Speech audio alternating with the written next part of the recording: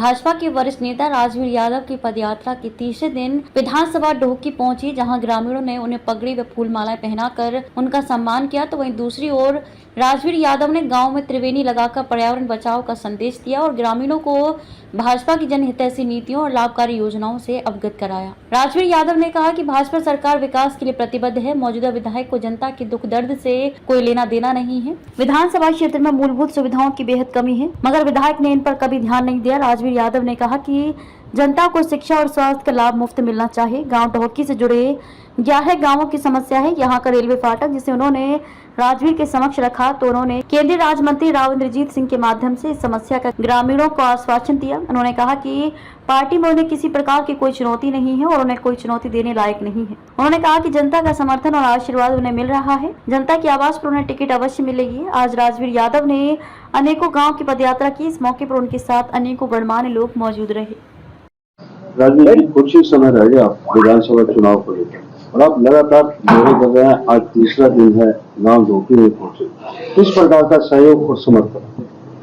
सहयोग और समर्थन तो आपके सामने है। ये जो लोग बैठे हैं, मेरे माँ बाप बैठे हुए हैं, ये पूर्ण सहयोग कर रहे हैं, समर्थन दे रहे हैं मेरे को। और सहयोग और समर्थन तो आपके सामने है। सभी गाँव में खूब बढ़िया स्वागत हो रहा है और अच्छा लोगों का मुझे सहयोग मिल रहा है। अगर आने वाला समय राजवीर भाई आपका है, हम आपके साथ हैं, ये लोग मुझे विश्वास दिला रहे हैं। हम देख रहे हैं कि जिला रेवाड़ी के अंदर अगर पूरी विधानसभा की बात करें तो शहरों को छोड़कर जो ग्रामीण क्षेत्र हैं आज भी वो पिछड़े हुए हैं। कहीं सड़कें नहीं है, कहीं कीचड़ है, कहीं खड्डे हैं, लाइटें तक नहीं है, पानी की समस्या है। इसके पीछे कारण क्या मानते? जी, वही चीज मैं देखने के लिए गांव-गांव पैदल यात्रा कर रहा हूँ कि हर एक गांव में समस्याएं क्या क्या है। उन चीजों को देखने के लिए ही मैं इस पद यात्रा पे निकला हूँ। सभी गांवों में जाऊंगा, उन समस्याओं पे मतलब कि उनको राइट डाउन कर रहा हूँ अपनी डायरी में, और भविष्य में जब जनता मेरे को मौका देगी तो इनको दूर करवाने का कार्य मैं प्रयास करूंगा। अभी जब गांव ढोकी में आप पहुंचे तो उन्होंने एक फाटक की भी समस्या बताई कि कई गांवों के लिए ये समस्या बनी। क्या किस प्रकार का आश्वासन आपको? ये अकेले ढोकी की समस्या नहीं है जी, ये यहाँ के आसपास के गुहांड के लगभग 11-12 गांवों की समस्याएं हैं। कुछ रेलवे लाइन के दूसरी तरफ के गांव भी हैं, कुछ इस तरफ ढोकी की तरफ के गांव भी 5-7 गांव हैं। इन सब का बैंक भी मतलब रेलवे लाइन पार करके ही पड़ता है।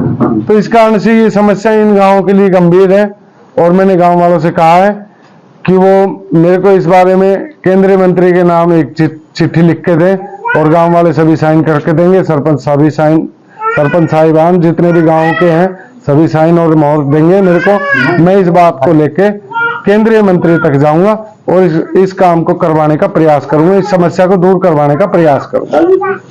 शिक्षा, चिकित्सा और इंफ्रास्ट्रक्चर ये बड़े गंभीर मुद्दे होते हैं। बेरोजगारी है, ये बड़े गंभीर मुद्दे हैं।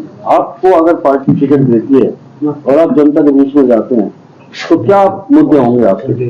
जी बिल्कुल, आपने जो सही मुद्दा आज छेड़ा है। अगर देश को आगे ले जाना है तो शिक्षा और चिकित्सा, ये दो चीजें तो मुफ्त में मिलनी चाहिए। स्वास्थ्य और शिक्षा ये हम हर एक आदमी का मौलिक अधिकार है और ये मुफ्त में मिलने चाहिए।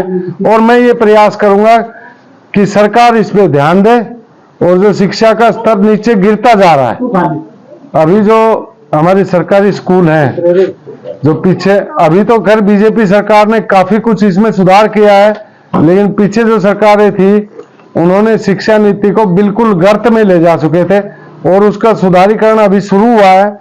लेकिन हम इस पे और भी अपने विचार ब्रॉड माइंडेड होकर खुल के विचार रखेंगे और इस शिक्षा और चिकित्सा को, मेरे हिसाब से, मैं किसी पार्टी की बात नहीं कर रहा, पार्टी लाइन से हट के बात कर रहा हूं, मेरे हिसाब से शिक्षा और चिकित्सा मुफ्त में मिलनी चाहिए, ये हमारा मौलिक अधिकार है। राजीव जी, आखिरी सवाल, जमाना कंपटीशन का है, जब आप चुनाव लड़ेंगे, पार्टी टिकट देगी तो चुनाव के क्षेत्र में चुनौतियां भी बहुत होंगी। जी बिल्कुल, आज आपने बिल्कुल सही सटीक प्रश्न मेरे से पूछा है। चुनौतियों को मैं समझ रहा हूं कि चुनौतियां, आप किस तरह की चुनौतियों के बारे में बातें कर रहे हैं। वो चुनौतियां, पार्टी के अंदर कोई चुनौती नहीं होगी। और रही विपक्षी पार्टियों की बात, विपक्षी पार्टियों के पास कहने के लिए कुछ है ही नहीं, ना कभी उन्होंने पहले सरकार रही जब काम करवाया, तो वो किस आधार पे लोगों के सामने जाएंगे। अभी भी 5 साल से वो एमएलए यहाँ पर है विपक्षी पार्टी का, लेकिन उसने अभी तक हमारे यहाँ की समस्याएं ही वो लेके विधानसभा के पटल पर नहीं रखता, तो फिर समस्याओं का समाधान कैसे होगा। और मैं इन समस्याओं को लेके विधानसभा तक जाऊंगा और इन समस्याओं का समाधान करवाने के लिए अग्रसर रहूंगा।